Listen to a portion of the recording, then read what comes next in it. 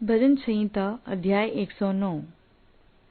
हे परमेश्वर, तू जिसकी मैं स्तुति करता हूँ, चुप न रह, क्योंकि दुष्ट और कपटी मनुष्यों ने मेरे विरुद्ध मुंह खोला है।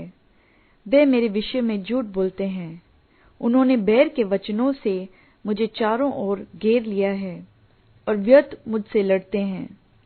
मेरे प्रेम के बदले में वे मेरा विरोध करते हैं, परंतु मैं तो प्रार्थना से लवलीन रहता हूँ। उन्होंने भलाई के बदले में मुझसे बुराई की और मेरे प्रेम के बदले मुझसे बैर किया है। तू उसको किसी दुष्ट के अधिकार में रख और कोई विरोधी उसकी दाहिनी ओर खड़ा रहे। जब उसका न्याय किया जाए तब वह दोषी निकले और उसकी प्रार्थना पाप गिनी जाए। उसके दिन थोड़े हों और उसके पद को दूसरा ले।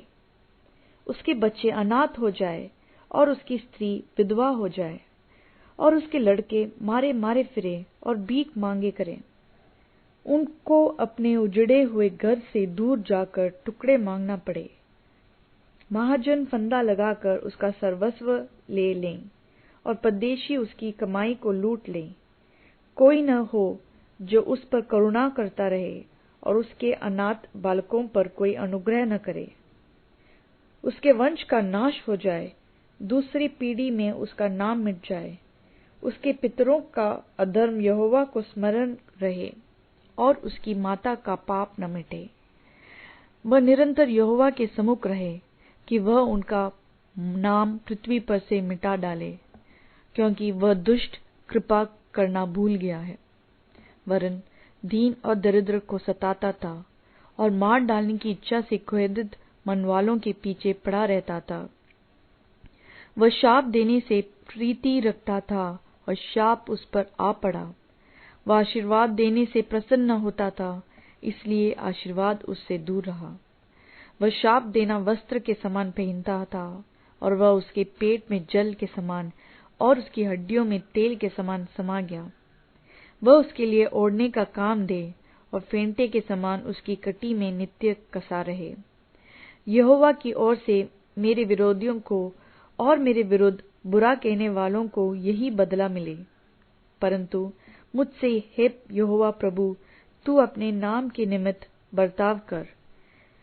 तेरी करुणा तो बड़ी है, इसलिए तू मुझे छुटकारा दे, क्योंकि मैं दीन और दरिद्र हूँ और मेरा हृदय घायल हुआ है।